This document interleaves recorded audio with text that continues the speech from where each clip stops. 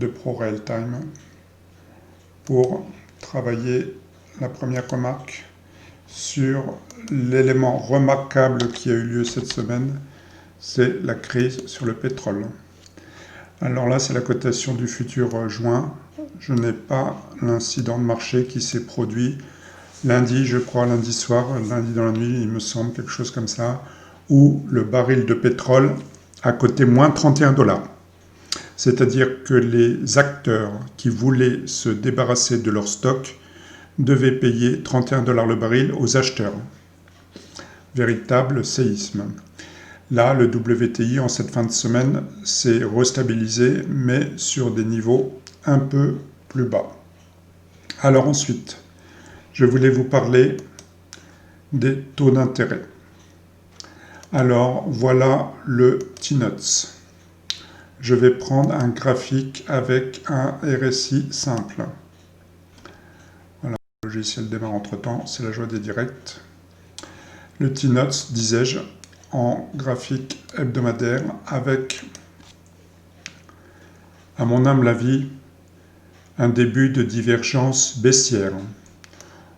Alors le T-Notes futur, c'est l'inverse de la valeur faciale des taux d'intérêt 10 ans américains. Quand le T-Note monte, et là on a vu que sur la dernière baisse des taux d'intérêt de la Fédérale Réserve, le T-Note a beaucoup monté. Quand le T-Note monte, les taux d'intérêt en valeur faciale baissent, et réciproquement. Donc là, on a l'ébauche d'une divergence baissière hebdomadaire. Les cours montent pendant que les prix, pendant que le RSI commence à décliner. La divergence n'est pas encore parfaitement validée, mais c'est à surveiller. Le Bund allemand. Le Bund allemand est dans une situation plus ou moins topiche, avec, la semaine dernière, un grand doji d'hésitation. Ce n'est pas encore un signal complètement baissier, mais c'est quelque chose qu'on va pouvoir surveiller. L'OAT française, dans une situation un petit peu délicate aussi, avec potentiellement un double top qui a été validé par franchissement ligne de coup. Pouf, pouf, une fois je reviens dedans, pouf, pouf, une fois je suis sur ce niveau. Je ne sais pas si je vais m'affaiblir. Mais je me répète, la remarque la plus importante, c'est sur le T-Notes américain, où les prix sont en train de continuer à légèrement monter pendant que le RSI diverge. La divergence n'est pas encore parfaite, mais j'en termine, il va falloir surveiller ça. Deuxièmement, un comportement remarquable de l'or. Alors, le gold. J'avais plaidé. Je vais me mettre à nouveau avec un graphique tout nu. Je vais reprendre le gold. J'avais plaidé pour une épaule tête-épaule en journalier, il y a environ 2 semaines. Alors, il y avait eu quelques petits échanges sur les réseaux sociaux. L'épaule tête-épaule a une ligne de coup qui n'est pas parfaite, a une épaule tête-épaule qui n'est pas parfaite non plus. La deuxième épaule est légèrement plus basse que la première, ce qui n'est pas le cas en général. Enfin, on a quand même quelque chose qui ressemblait à une épaule tête-épaule. Ça a été validé par franchissement de cette zone-là, bleue. On est venu se réappuyer dessus pas plus tard que mardi. Et on est en train, à nouveau, de propulser les choses à la hausse. En 4 heures, au-delà de cette épaule tête-épaule journalier, on a aussi la formation d'une épaule tête-épaule, le peu qu'on valide la deuxième épaule et le peu qu'on valide l'épaule tête-épaule inversée par franchissement de la deuxième ligne de coup. On aurait eu une épaule tête-épaule ici, on en aurait une mini deuxième qui viendrait, si elle est validée, je dis bien si elle est validée, continuer à propulser les cours relativement haut. Ce qui était remarquable sur le gold en semaine, ce qui a été remarquable la semaine dernière, c'est cette magnifique shooting star qui a été quasiment rejetée cette semaine. Elle serait vraiment invalidée si on dépassait le plus haut à 1747, ce qui n'est pas encore le cas, mais cette grande bougie verte de cette semaine est en train de nous dire, globalement, je ne veux pas de cette shooting star. Et donc, c'est un signal très fort. Après, sur des unités de temps supérieures, il est évident que le prochain niveau de rendez-vous Si je me mets en semaine et si je me mets sur 1000 unités,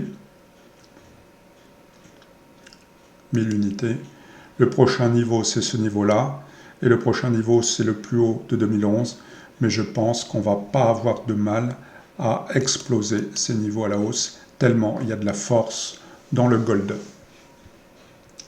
Bon, alors après j'ai proposé de parler des indices a priori encore haussiers. Alors je vais démarrer mon logiciel, comme ça il ne va plus m'embêter. J'étais en train de dire, je vais vous parler des indices que je considère encore a priori haussiers. Alors on va aller chercher l'indice directeur, le S&P 500, qui, je le rappelle, est l'indice des plus grandes capitalisations américaines. Alors je me propulse directement en 4 heures où on a une topologie de plus haut, de plus en plus haut, assez nette. On a eu un appui sur cet overlap qui est dessiné en bleu, qui a officié ici début mars, qui a officié ici début avril, un petit peu plus tard sur début avril, jusqu'au 21 avril, qui a servi de support. Ici un point bas un peu plus haut que le dernier point bas. On n'a pas encore franchi ce niveau à la hausse, mais à mon avis, la structure est prête à le faire. Je ne vois pas pourquoi on considérerait un risque baissier là-dessus. Évidemment, si on dépasse ce niveau à la baisse, c'est le scénario alternatif, ça va être mis en question. Eurostock 50, à peu près le même combat. Un peu plus faible, mais même combat. On n'a pas mis en danger un overlap majeur qui a officié ici, ici, ici, ici, ici, ici, ici. On s'est appuyé dessus. Il n'y a pas de raison qu'on ne continue pas ce mouvement haussier-là. Le scénario alternatif, c'est de rester dans ce trading range, mais à mon avis, pas pour longtemps. Après, on a la possibilité à vérifier de franchir ce niveau d'overlap qui a été résistance ce mois d'avril. Mais la probabilité pour qu'on aille plus haut est assez importante à mon humble avis. Le Nasdaq. Le Nasdaq, à peu près, même combat, même appui sur overlap. Le Nasdaq en daily, il nous fait une épaule tête-épaule inversée éventuelle. C'est-à-dire que si on franchit ce niveau, qui est un niveau important, un niveau sur lequel on a travaillé fin 2019, on a travaillé fin janvier 2020, on l'a travaillé pendant la baisse début mars 2020, on vient de se heurter dessus mi-avril 2020, et là, on a l'idée que si on franchit ce niveau, le Nasdaq peut se payer le culot de se propulser dans des proportions incroyables à la hausse jusqu'à aller rejoindre ses plus hauts historiques. C'est une hypothèse de travail pour cette fin de printemps ou ce début d'été.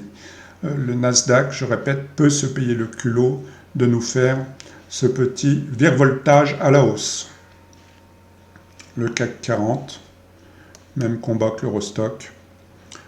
En 4 heures, j'avais visualisé à peu près le même niveau de support qui a bien marché.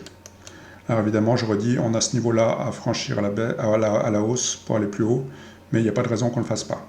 On est actuellement dans un trading range à peu près bien défini, au moins bien défini depuis le 6 avril. On ne devrait pas y rester très longtemps. Les scénarios alternatifs, c'est franchissement de ce niveau à la baisse. Et le scénario alternatif troisième, c'est de continuer dans ce trading range. Mais je redis, a priori, pas pour longtemps. Voilà, je répète, mini S&P, structure haussière. Probabilité de plus de hausse que de baisse, à mon humble avis. Alors ensuite, si je suis les banques au sein du CAC 40. Alors j'ai démarré mon logiciel Wall-Data. Vous savez que je travaille de temps en temps avec cet outil. Je vais aller chercher donc un espace de travail qui m'est personnel. Ceux qui me connaissent savent ce que je travaille. J'ai noté sur le secteur bancaire.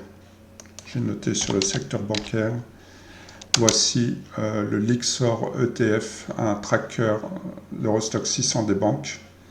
J'ai noté en hebdomadaire une force relative qui est faible dans l'état actuel des choses, qui décline, pendant que le RSI de cette force relative commence à se réapprécier et potentiellement dessine le début d'une divergence haussière. Voilà. Ce qui voudrait dire, alors le RSI de la force relative nous indique comment peut se comporter la force relative de ce qu'on est en train d'étudier. Alors là, il faudrait que ça soit par rapport à l'Eurostock, mais c'est pas grave, c'est presque la même chose. Donc le RSI est en train de nous dire la force relative va pouvoir potentiellement plus s'apprécier. Et donc on aurait un regain de la force relative du secteur bancaire par rapport à l'Eurostock 600. Quelques exemples, le Crédit Agricole, en comparaison avec le CAC 40, nous fait un magnifique épaule-tête-épaule inversée, pas tout à fait validé, mais bientôt sur le RSI. Donc, meilleur comportement du RSI à venir, avec une divergence haussière du RSI ici. Donc, un meilleur comportement à venir de la force relative de Crédit Agricole par rapport au CAC 40. BNP, même combat. Donc j'aurais tendance à dire la probabilité que les banques viennent à mieux se comporter d'une manière relative par rapport au CAC 40 est importante. Comme le poids des bancaires est plus ou moins important, je crois qu'il représente malgré tout plus que 5% du CAC 40, ça peut aider à pousser un peu le CAC 40.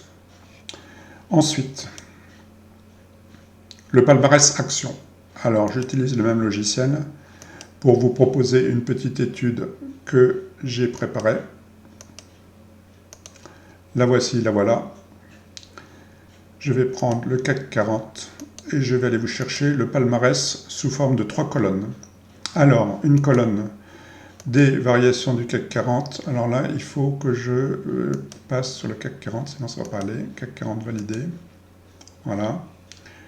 Un palmarès depuis le début du crack, le 20 février 2020, ici, dans cette colonne-là.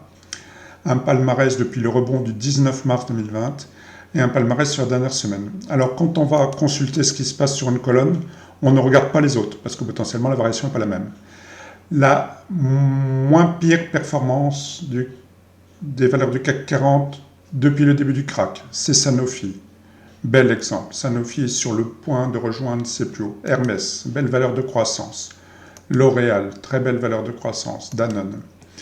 Les élèves les plus mal notés. Airbus, Unibail, Société Générale, même si je plaide pour une hausse bientôt des bancaires. Technique, FMC. Maintenant, je regarde quelles ont été les meilleures performances depuis le rebond. Depuis le rebond, on a Technip FMC qui s'est bien comporté, ST Microelectronics, très belle valeur de croissance, Total, Safran. Et qu'est-ce qui s'est passé depuis une semaine à peu près? ST Microelectronics, on retrouve plus ou moins le même tiercé de tête, Peugeot et Sanofi qui sont très bien portés. Voilà, BNP qui se redresse de 3,26% sur cette dernière semaine. Crédit Agricole qui n'est pas en reste. Voilà, Sanofi, ST Micro. Si on va faire un petit tour du côté du SRD. Alors le SRD, normalement, je l'ai là. C'est où? C'est pas loin. Voyons voir. Marché SRD, le voilà. SRD, 148 valeurs. On va jeter un petit coup d'œil et on va dire que la meilleure performance a été Biomérieux, absolument exceptionnel dans ce marché, absolument exceptionnel. Sartorius, alors quand on est sur des valeurs comme ça, on est content. Iliad, Boiron. Et depuis le rebond, on a Ingenico, très belle remontée. Ipsen, très bel effort. Worldline, les solutions de paiement en ligne, très intéressant dans la future numérisation du paysage de la société. Lagardère, Trigano. Et lors de cette dernière semaine, Trigano justement. Alors Trigano, c'est intéressant parce que Trigano, il se dit que les personnes ne voulant pas être trop confinées vont plus sortir en camping-car. Donc Trigano a le vent en poupe cette dernière semaine. C'est une étude qui est sortie il n'y a pas longtemps. DBV Technologies, très bien. Rexel, Ipsen, belle pharmaceutique. Voilà ce qu'on peut faire sur le SRD.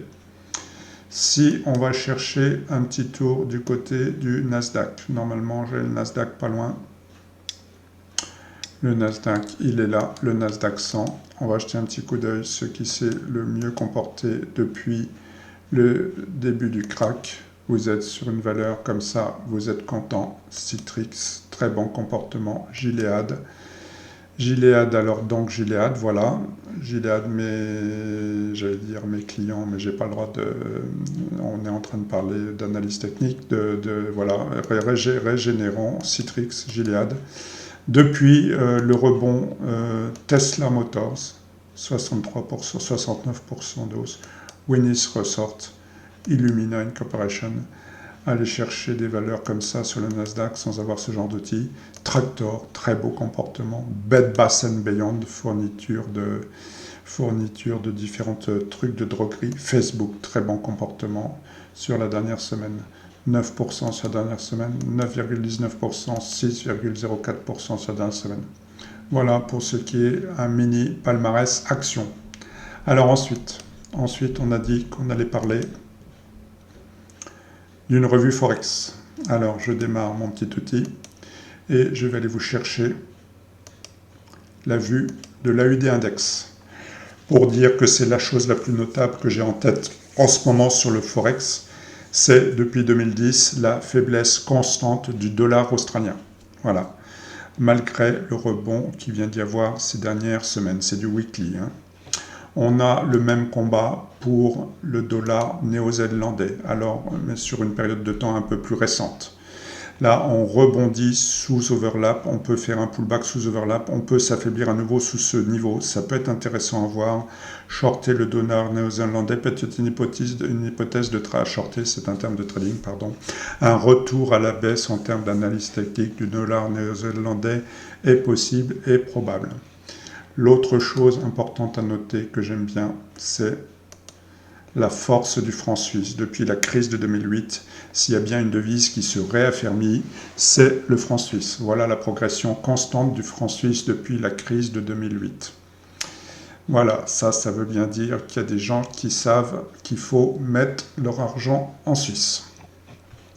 Ensuite, je voulais terminer, j'avais proposé sur quelque chose à noter sur l'euro d'une manière générale. Donc si je reprends mon logiciel de démonstration, que je vais chercher l'euro franc suisse qui est pas loin, si je me place sur une base mensuelle, donc là on a clairement un affaiblissement de l'euro franc suisse depuis la nuit des temps, en particulier depuis la crise de 2008, et donc ça veut bien dire un affaiblissement de l'euro et un réaffermissement du franc suisse. Si ça, c'est pas une structure baissière de l'euro, faudra m'expliquer le contraire. Même combat pour l'euro-dollar. Même combat pour l'euro-dollar depuis la crise de 2008. Constant affaiblissement de l'euro, qui, à mon avis, va continuer. Et je voulais terminer par une petite boutade. C'est une figure extrêmement rare qu'on ne voit qu'une fois dans sa vie. C'est la figure du bateau qui tangue, toujours sur l'euro-dollar. Voilà la figure du bateau qui tangue, je redis, une figure extrêmement rare que vous ne verrez pas souvent dans votre vie et qui veut bien dire a priori que l'euro-dollar va à la cave. Voilà, je vous remercie de m'avoir écouté. À noter la semaine prochaine des interventions importantes des banques centrales européennes et américaines. Voilà, écoutez, à bientôt. Bonne journée, bonne fin de week-end.